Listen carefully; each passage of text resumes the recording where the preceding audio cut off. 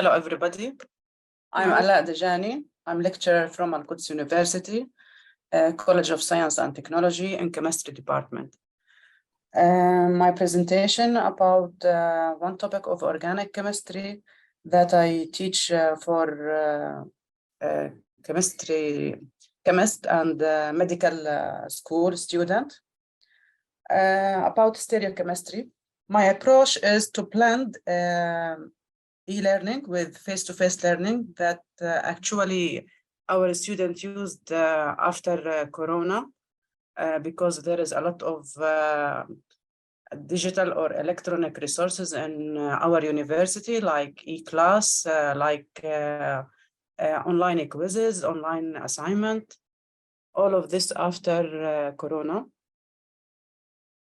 My templates, I want to show my templates. First one, this one. Stereochemistry is a strong or hard topic in organic chemistry, need a lot of imaginary thinking. There is subtopics in this chapter. Chirality, the definition of chirality, stereocenters, designation, relationship between stereoisomer. I divided these subtopics or subtitles into two classes, one to face-to-face, chirality and identification of chirality, identification of stereocenters, and theory of RS designation. These need theoretical approach and blended with virtual molecular models. So this is only face-to-face can used only face-to-face to explain for a student, and the application of this by using molecular software, molecular models, 3D molecular models in computer, stereochemistry of cyclic organic compound, and application of stereochemistry in biological compound. This is e-learning at home or at university.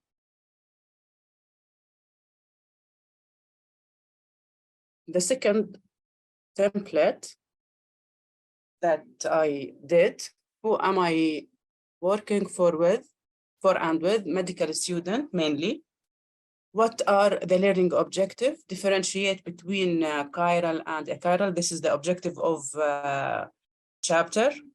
Differentiate between chiral and achiral molecule. Recognize and draw how to draw structural isomer. Identify especially 3D isomers.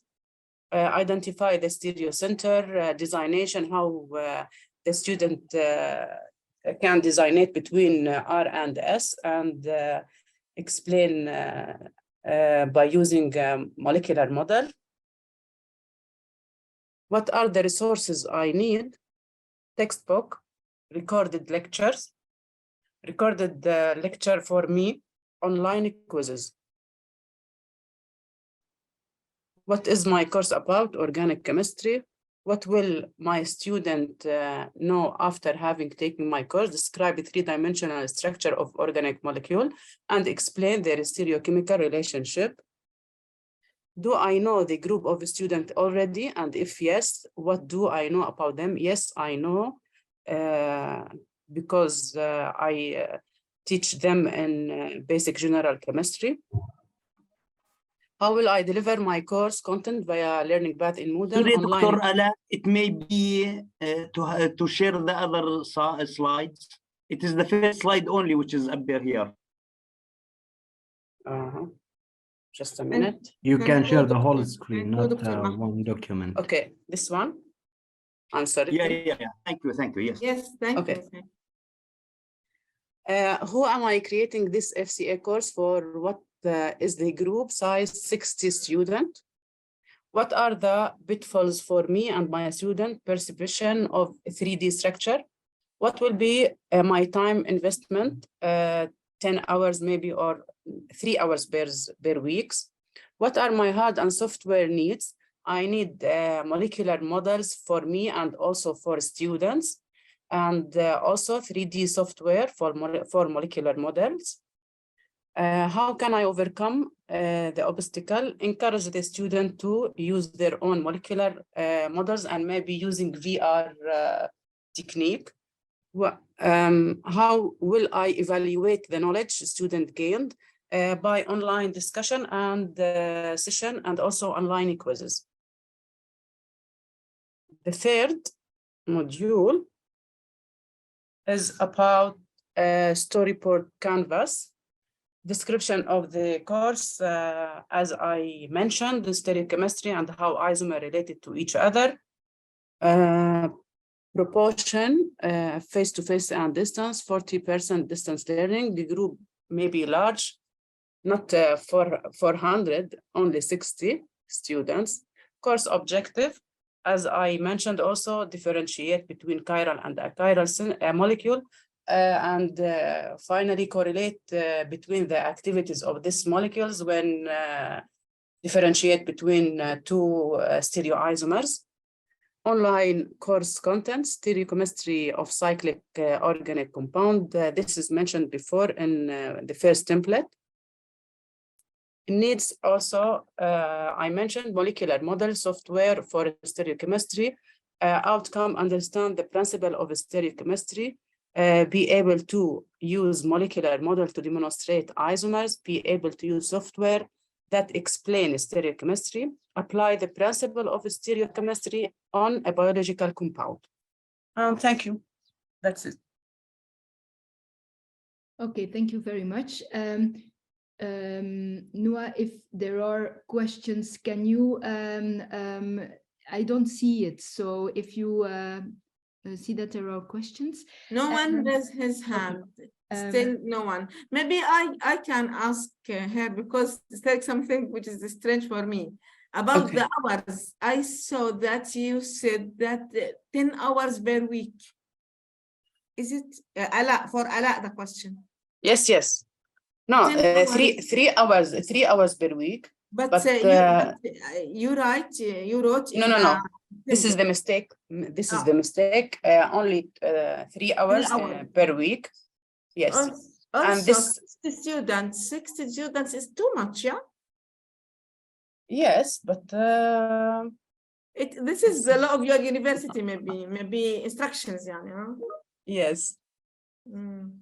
It is, but because the course is very beautiful to develop regarding this. This is the hardest topic in organic chemistry for a student and for correlate the imaging, 3D imaging with the biological activity. It's very beautiful course, yeah, to develop. Yeah. Thank you. Thank you. Before I go to Professor Gassam, I would like to share some comments first. Thank you very much for the presentation. Many of the things you said and the terms you used, I never heard about it. So it's a difficult subject, I think.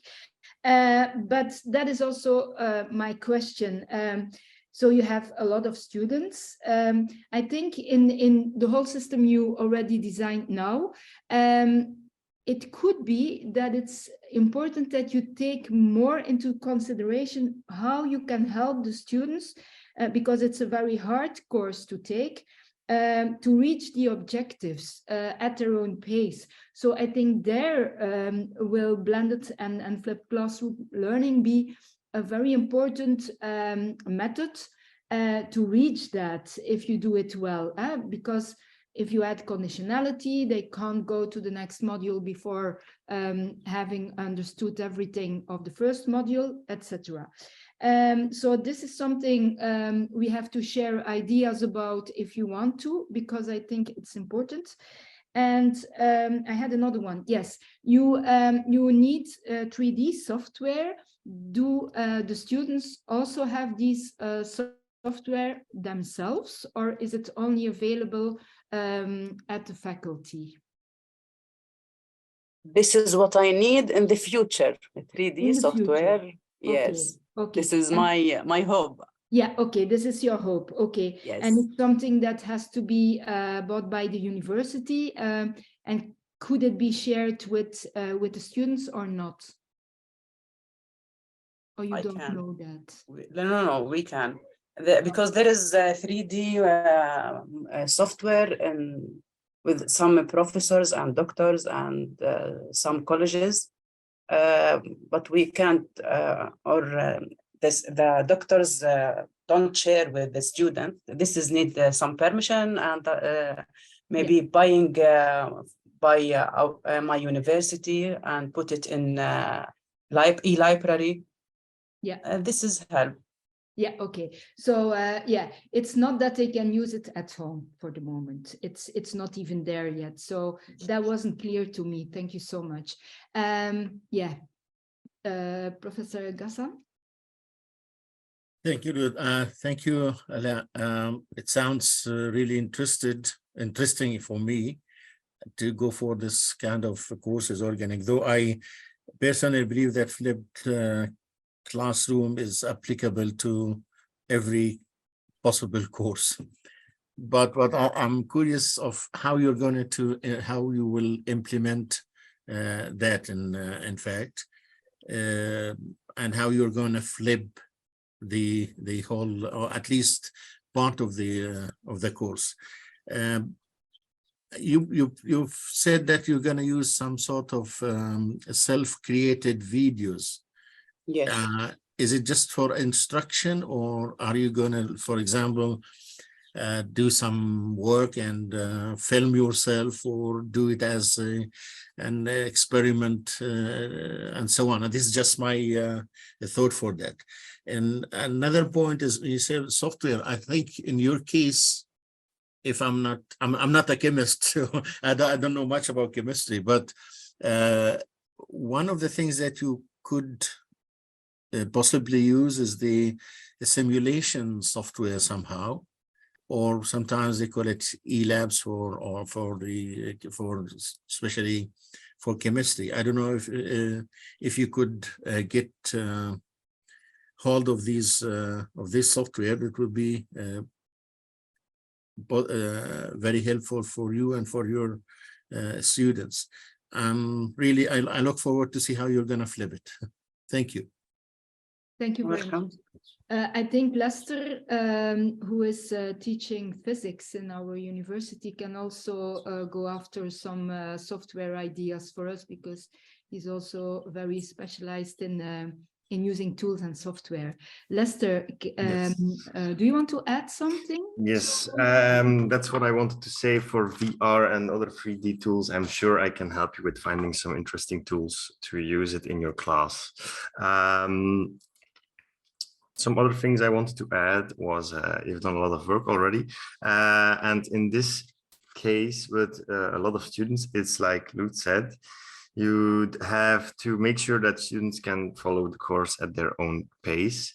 And this means that you will have to be more like a coach than really teaching. You need to help them and make sure you have the materials and the systems ready to really help them get through the course with your help.